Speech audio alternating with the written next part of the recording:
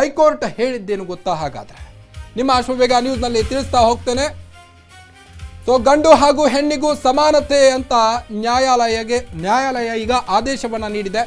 ಮದುವೆ ಅಂದ್ರೆ ಗುಲಾಮ್ಗಿರಿ ಅಲ್ಲ. ಗಂಡನ ಮಾತು ಹೆಣ್ಣು ಕೇಳಬೇಕು, ಹೆಣ್ಣಿನ ಮಾತು ಗಂಡು ಕೇಳಬೇಕು. ಹೆಂಡತಿ ಮೇಲೆ ಗಂಡ ಯಾವುದೇ ಒತ್ತಡವನ್ನ ಹೇರುವಂತಿಲ್ಲ, ಯಾವುದೇ ಪ್ರೆಷರ್ ನೀಡುವಂತಿಲ್ಲ. ಮದುವೆಯಾಗಿ ಬಂದ ಮಾತ್ರಕ್ಕೆ ಆಕೆ ನಿಮ್ಮ ಮನೆ ಕೆಲಸದಾಕೆ ಅಲ್ಲ. ಅತ್ತೆ ಮಾವನನ್ನ ನೋಡಿಕೋ ಅಂತ ಜೋರ್ ಮಾಡಂಗಿಲ್ಲ.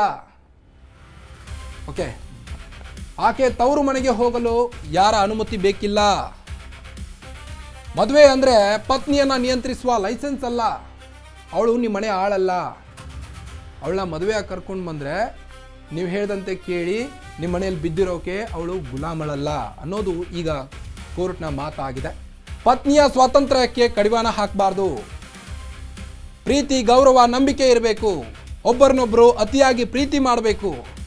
ಪತ್ನಿ ವೃತ್ತಿ, ಹಣಕಾಸು, ಜೀವನದ ನಿರ್ಧಾರ ಆಕೆಯ ಹಕ್ಕಾಗಿದೆ. ಮದುವೆ ಎಂಬುದು ಇಬ್ಬರ ಸಮಾನತೆಯ ಪಾಲುದಾರಿಕೆಯಾಗಿದೆ. ನ್ಯಾಯಮೂರ್ತಿ ಚಿಲ್ಕೂರ್ ಸುಮಲತಾ ಅವರಿದ್ದಂಥ ಪೀಠದಿಂದ ಈ ಒಂದು ಸಂಚಲನದಂಥ ಆದೇಶ ಹೊರಬಿದ್ದಿದೆ. ಕರ್ನಾಟಕ ಹೈಕೋರ್ಟ್ನಿಂದ ಐತಿಹಾಸಿಕ ತೀರ್ಪೀಗ ಹೊರಬಿದ್ದಿದೆ. ನೋಡಿ, ಗಂಡು ಹಾಗೂ ಹೆಣ್ಣಿಗೂ ಸಮಾನತೆ ಇರಬೇಕು, ಹೌದು. ಆದರೆ ಗುಲಾಮ್ಗಿರಿ ಮಾಡಬಾರ್ದು ಹೆಣ್ಣಿಗೆ. ನಿಮ್ಮ ಮನೆಯಲ್ಲಿ ಅವಳು ನಿಮ್ಮವರಲ್ಲಿ ಒಬ್ಳು ಅಂತ ತಿಳ್ಕೊಂಡು ಅವಳಿಗೆ ನಿಮ್ಮ ತಾಯಿಗೆ ಯಾವ ರೀತಿ ರೆಸ್ಪೆಕ್ಟ್ ಕೊಡ್ತೀರೋ, ನಿಮ್ಮ ತಾಯಿಗೆ ಮನೆಯಲ್ಲಿ ಯಾವ ರೀತಿಯಾದಂಥ ಗೌರವವಿದೆಯೋ ಅವಳಿಗೂ ಕೂಡ ನೀಡಬೇಕು. ಇನ್ನು ಅವಳನ್ನ ಪ್ರೀತಿಯಿಂದ ಗೌರವದಿಂದ ಕಾಣಿ. ಮನೆ ಕೆಲಸದಾಕೆ ಅಲ್ಲ ಆಕೆ. ಅತ್ತೆ ಮಾವನನ್ನ ನೋಡಿಕೋ ಅಂತ ಪ್ರೆಷರ್ ಮಾಡಬೇಡಿ. ಈ ಒಂದು ಆದೇಶವನ್ನು ಗಂಡ್ಮಕ್ಳು ಕೆಲವೊಮ್ಮೆ ಒಪ್ಪೋದಿಲ್ಲ. ಯಾಕಂದರೆ ಅತ್ತೆ ಮಾವನನ್ನು ಚೆನ್ನಾಗಿ ನೋಡ್ಕೊಳ್ಳಿ ಅನ್ನೋದು ಪ್ರತಿಯೊಬ್ಬ ಗಂಡಸಿನ ಆಸೆ. ಅಂದರೆ ನಮ್ಮ ಅಪ್ಪ ಅಮ್ಮನ್ನ ಚೆನ್ನಾಗಿ ನೋಡ್ಕೊಳ್ಬೇಕು, ನಾನು ಹೇಳ್ತೆ ಚೆನ್ನಾಗಿ ಅವ್ರ ಜೊತೆ ದಿನನಿತ್ಯ ಮಾತನಾಡಿಸ್ಬೇಕು, ಅವರ ಲಾಲನೆ ಪಾಲನೆ ಮಾಡಬೇಕು ಅನ್ನೋದು ಗಂಡ್ಮಕ್ಕಳ ಒಂದು ಆಸೆಯಾಗಿರುತ್ತೆ. ಬಟ್ ಕೆಲವೊಂದಿಷ್ಟು ಗಂಡ್ಮಕ್ಕಳು ಪ್ರತಿನಿತ್ಯ ಹಿಂಸೆ ಕೊಡ್ತಿರ್ತಾರೆ. ಅತ್ತೆ ಮಾಡ್ತಿರುವಂಥ ದಿನನಿತ್ಯದ ಕಿರಿಕಿರಿಯನ್ನು ಗಂಡನ ಮುಂದೆ ಹೇಳ್ಕೊಳ್ಳಿಕ್ಕೆ ಆಗ್ತಿರೋದಿಲ್ಲ. ಒಂದೊಂದು ಹೆಂಡತಿಯರಿಗೆ, ಒಬ್ಬೊಬ್ಬರಿಗೆ ಆಗ್ತಿರೋದಿಲ್ಲ, ಹೆದರ್ತಾ ಇರ್ತಾರೆ ಗಂಡನಿಗೆ. ಎಲ್ಲಾದರೂ ಹೇಳಿದ್ರೆ ನನಗೆ ಮತ್ತೆ ಬಡಿತಾನೋ ಅನ್ನೋ ಭಯ ಇರುತ್ತೆ ಹೆಣ್ಮಕ್ಳಿಗೆ. ಅದೆಲ್ಲವನ್ನ ಒತ್ತಿಕೊಂಡು ಕೂಡ ಅವನ ಜೊತೆ ಸಂಸಾರವನ್ನು ಮಾಡ್ತಿರ್ತಾಳೆ. ಅಂಥವ್ರಿಗೆ ಈಗ ಇದು ಸಿಹಿ ಸುದ್ದಿ ಅಂತಲೇ ಹೇಳ್ಬೋದು. ಮದುವೆ ಎಂಬುದು ಇಬ್ಬರ ಸಮಾನತೆಯ ಪಾಲುದಾರಿಕೆಯಾಗಿದೆ ಅನ್ನೋದು ಈಗ ನ್ಯಾಯಮೂರ್ತಿ ಚಿಲ್ಕೂರ್ ಸುಮಲತಾ ಅವರಿದ್ದಂಥ ಪೀಠದಿಂದ ಈ ಒಂದು ಮಹತ್ವದ ಆದೇಶ ಈಗ ಹೊರಬಿದ್ದಿದೆ. ಹಾಗಾದರೆ ಈ ತೀರ್ಪಿನಿಂದ ಏನಿದು ಪ್ರಕರಣ, ಏನಿದು ತೀರ್ಪು, ಈ ಐತಿಹಾಸಿಕ ತೀರ್ಪು ಹೆಣ್ಮಕ್ಳಿಗೆ ಯಾವ ರೀತಿ ಹೆಲ್ಪ್ ಆಗುತ್ತೆ, ಬನ್ನಿ ನೋಡೋಣ. ನೋಡಿ, ಏನಿದು ಪ್ರಕರಣ, ಹೈಕೋರ್ಟ್ ಈ ಒಂದು ಆದೇಶವನ್ನು ಯಾಕೆ ನೀಡ್ತು ಅನ್ನೋದ್ರ ಬಗ್ಗೆ ತಿಳಿಸ್ತಾ ಹೋಗ್ತೇನೆ. ಕಳೆದ ವರ್ಷ ತುಮಕೂರಿನ ದಂಪತಿಯೊಬ್ಬರು ವಿಚ್ಛೇದನವನ್ನು ಪಡೆದುಕೊಂಡಿದ್ರು.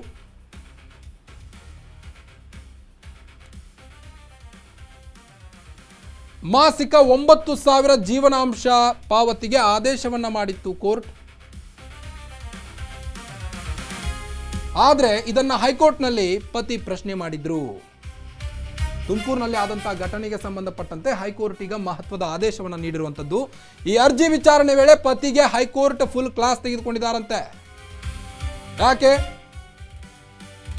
ನೀನು ಹೇಳಿದಂಗೆ ಕೇಳ್ಕೊಂಡು ಬಿದ್ದಿರೋಕೆ ಅವಳು ಅಬಲೆ ಅಲ್ಲ, ಅವಳು ಗುಲಾಮಳಲ್ಲ ಅನ್ನೋದು ಈಗ ಕೋರ್ಟ್ನ ಒಂದು ಮಾತಾಗಿದೆ.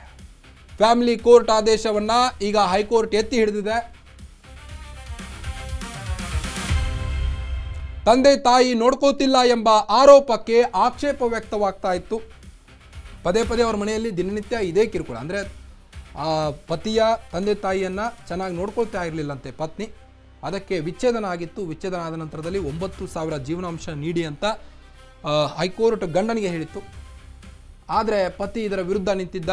ಈಗ ಪತಿಗೆ ಹೈಕೋರ್ಟ್ ತರಾಟೆಗೆ ತೆಗೆದುಕೊಂಡಿದ್ದು. ಅನುಮತಿ ಪಡೆಯದೆ ತವರಿಗೆ ಪತ್ನಿ ಎಂಬ ಆರೋಪಕ್ಕೆ ಆಕ್ಷೇಪ ಕೂಡ ವ್ಯಕ್ತವಾಗಿತ್ತು. ಗಂಡನ ಅನುಮತಿ ಪಡೆಯದೆ ಪತ್ನಿ ಹೇಳದೆ ಕೇಳದೆ ತವರು ಮನೆಗೆ ಹೋಗಿದ್ದಂತೆ. ಅದು ಕೂಡ ಪತಿಯ ಆಕ್ರೋಶಕ್ಕೆ ಒಂದು ಕಡೆ ಕಾರಣ ಆಗಿತ್ತು. ಪತ್ನಿಯನ್ನು ಮನೆ ಕೆಲಸದಾಕೆ ಎಂದು ಭಾವಿಸುವುದು ಅಲ್ಲ.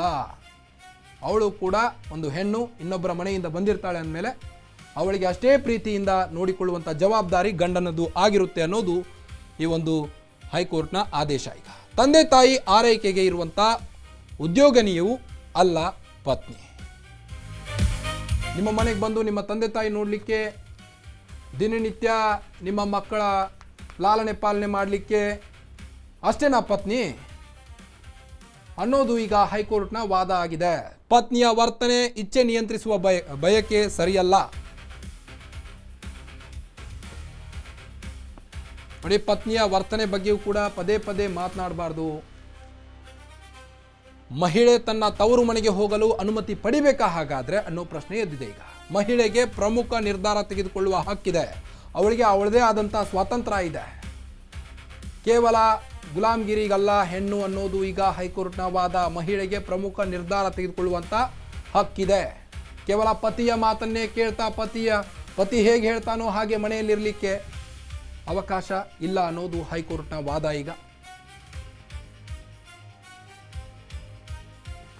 ನೋಡಿ, ದಿನನಿತ್ಯ ತುಮಕೂರಿನಲ್ಲಿ ಆದಂಥ ಘಟನೆ ಇದು. ದಿನನಿತ್ಯ ಗಂಡ ಪತ್ನಿಗೆ ಕಿರುಕುಳ ಕೊಡ್ತಾ ಇದ್ದಂತೆ. ಕಿರುಕುಳ ಕೊಡ್ತಾ ಹಿನ್ನೆಲೆ ಈಗಾಗಲೇ ವಿಚ್ಛೇದನ ಕೂಡ ಆಗಿದೆ. ವಿಚ್ಛೇದನ ಆದ ನಂತರದಲ್ಲಿ ಅದು ಹೈಕೋರ್ಟ್ ಮೆಟ್ಟಿಲೇರಿತ್ತು ಆ ಒಂದು ಕೇಸ್. ಆ ಕೇಸ್ ವಿಚಾರವಾಗಿ ಹೈಕೋರ್ಟ್ 9,000 ಮಾಸಿಕ ವೇತನವನ್ನು ನೀಡುವಂತೆ ಹೈಕೋರ್ಟ್ ಆದೇಶವನ್ನು ನೀಡಿತ್ತು ಪತಿಗೆ. ಆದರೆ ಪತಿ ಇದಕ್ಕೆ ಒಪ್ಕೊಂಡಿರಲಿಲ್ಲ. ಅದ್ಯಾಕೆ ಕೊಡಬೇಕು ಅನ್ನೋದು ಪತಿಯ ವಾದ ಆಗಿತ್ತು. ಆದರೆ ಈಗ ಹೈಕೋರ್ಟ್ ಪತಿಯನ್ನು ತರಾಟೆಗೆ ತೆಗೆದುಕೊಂಡಿದೆ. ನೋಡಿ, ಪತ್ನಿ ಕೇವಲ ಗುಲಾಮಳಲ್ಲ, ನಿಮ್ಮ ಮನೆಯ ಆಳಲ್ಲ. ಅವಳನ್ನು ನಿಮ್ಮಂತೆ ಕಾಣಿ, ಅವಳಿಗೂ ಪ್ರೀತಿ ನೀಡಿ ಗೌರವದಿಂದ ನೋಡಿಕೊಳ್ಳಿ ಅನ್ನೋದು ಈಗ ಕೋರ್ಟ್ನ ವಾದ ಆಗಿರುವಂಥದ್ದು.